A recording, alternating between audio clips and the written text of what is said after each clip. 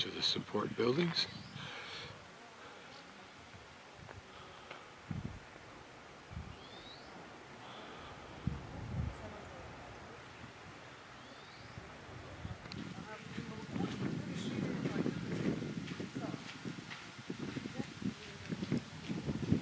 These buildings are now, I believe, a hotel, but it gives us an idea of what it might have looked like with that well house there in the center.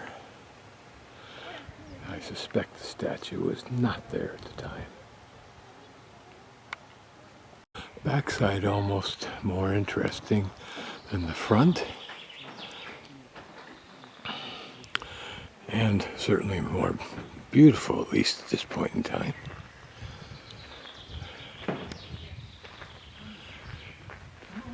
This is a beautiful park-like water feature. Notice it appears the park goes all the way down there, which would be very much like the wealthy used to have things.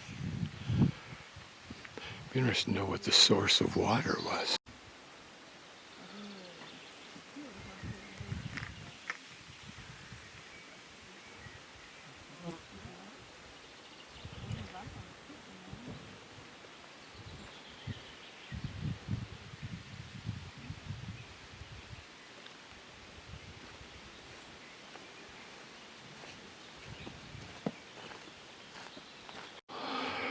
Probably a wedding reception going on behind me inside.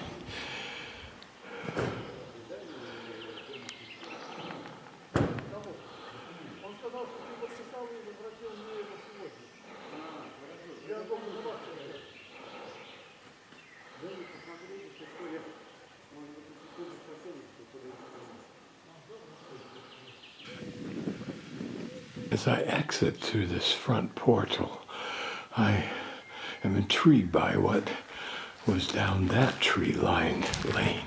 Remember, as far as you can see and beyond some distance, the family that owned this owned that.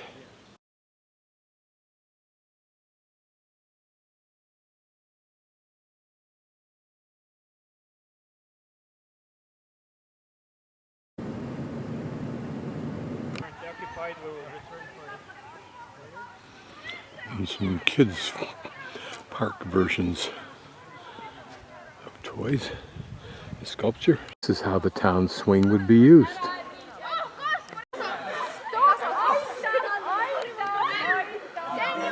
Wood like that house in there. And these reeds, if done well, can last for 50 to 60 years, he says. Given that the reed islands in Lake Titicaca in Peru, I think only last 5 or 7 years. This reminds me of a open-air museum, but it's the extant fishing village. Basically, this is like very difficult to pull up the water because you put in. This overpowers. This is a Finnish one with the fireplace. Those that didn't have fireplace would just heat it up with smoke starting around 12 noon and let the smoke out just before they went in and then go in. Of course, you felt like smoke, and you couldn't touch the walls because they were too hot.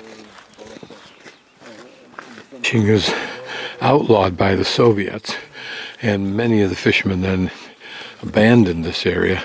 Many of these houses now are summer homes for the people who either used to live here or who could afford to buy them. Very quaint setting, doesn't it? That you have to find one with 5 leaves. So usually a lilac has 4 leaves.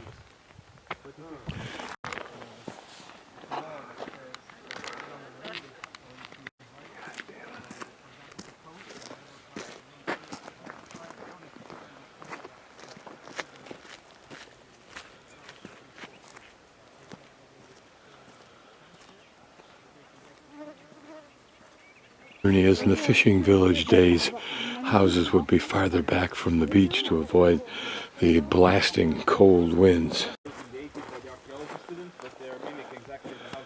These are reproductions of net houses. But you can imagine what a hub of activity this has been over time, thousands of years perhaps. under the sun because they would crumble up. So that's why they had What to a dry them. giant erratic that one is. Boats and other fishing equipment also in there. Sometimes this was called the baby rock. There are two myths surrounding it. One is that it was put here along with these other rocks in a epic legend in which a giant got in a fight with the devil who was from Finland to our right. They started tossing stones at each other. The more interesting one, why it's called baby rock, is that in theory, babies came from the other side of that rock. And theoretically, how this legend grew is if children went and banged, knocked 3 times on the rock, within some time, like 9 months, there would be a new brother or sister. Of course, the time that the kids came to knock on the rock gave the parents some of rare free time.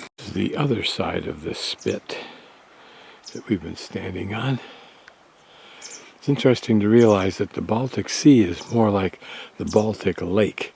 It has a very small entry point so that there aren't any tides here.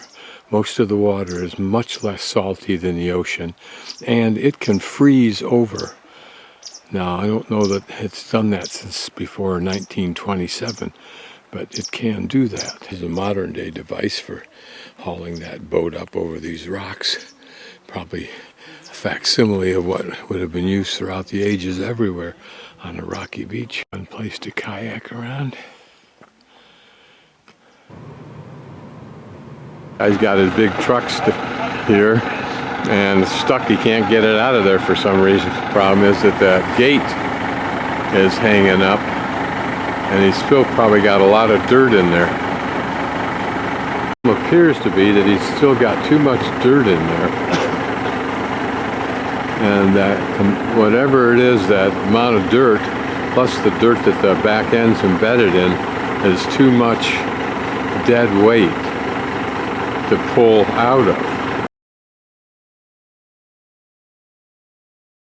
All the ships that would come from St. Petersburg doing the transit lines to the Western Europe, if they wouldn't make it in time to their home port in the winter, they would have to stay for winter in Käsmu. So they would usually leave at least one person to guard the ship, the other crew might go home. So Käsmu has always been a part of shipbuilding and fishing. So men would collectively put some money together, buy a ship. Yeah. So yeah, that's what they exported. So what do you think, guys? What this is? Because you're in the sea. This is for clothes washing. You put it in the bucket and work it. You cannot fall asleep on your regular bed for the first few weeks. The sailors usually, just because it imitates this waves, and it's easier for them to fall asleep. A gift when he turned 6 at this kind of ship. So he was starting to learn how the sails work, how the ship swims. You can try it out. And here you have some really interesting stuff that how you build ships. So originally, for example, this small is something boats that like this you pull nails out were made by fathers for their sons, so their son could play with it in the water and get used to how a sailboat functions. They would be also used on joints, so if your joints are aching. Sailor's personal box, shaving gear, liniment oil like Vicks, and various other tools and devices that an individual would use as a sailor or for his personal interests like various books. Here's some ship names. You know, this big woods where you can take these huge trees. So it would cool it down and it would not catch on fire. And slowly they would apply pressure on it. They would have similar things like this, and they would put them on, it will apply pressure, the boat would widen, and then they will change them out gradually. And once the boat was... So they build a fire underneath it and fill it with water. Things to say of mathematical geography, that's pointing out the various seasons of the year, I think. Various positions of the moon relative to the sun. These were speed indicators. Delved in the water evolved in the water and somehow at the other end attached to something that spun some kind of a gauge with gears. It's interesting. I don't know what it's for, but these were blades right here. They're sharp. So it would have designed to cut something, but I don't know why. And felt sea boots. The wooden pins were designed to secure a line and then release it quickly. A double vise, which is interesting. I'd love to be able to see how it works, but I don't really want to fool around with it. It allowed you to secure different shaped objects. It's like a giant awl. And those were drills, those small things there that you operated like we do fire starter mechanisms. This another awl for gouging out a substantial hole once you got it started, I guess. Even a sleigh. Here an old loom.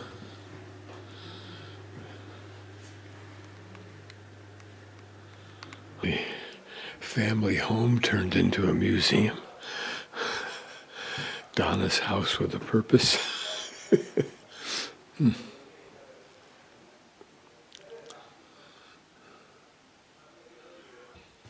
It's an impressive room, isn't it?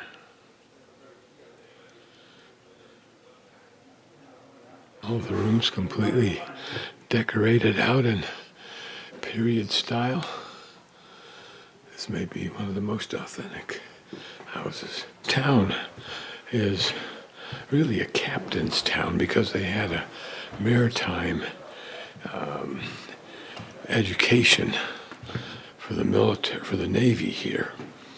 And so, because they were captains and they came back here, as did other captains, the captains' homes tended to be far more valuable and expensive and lavish than others might be. Lovely setting for this one-man museum home.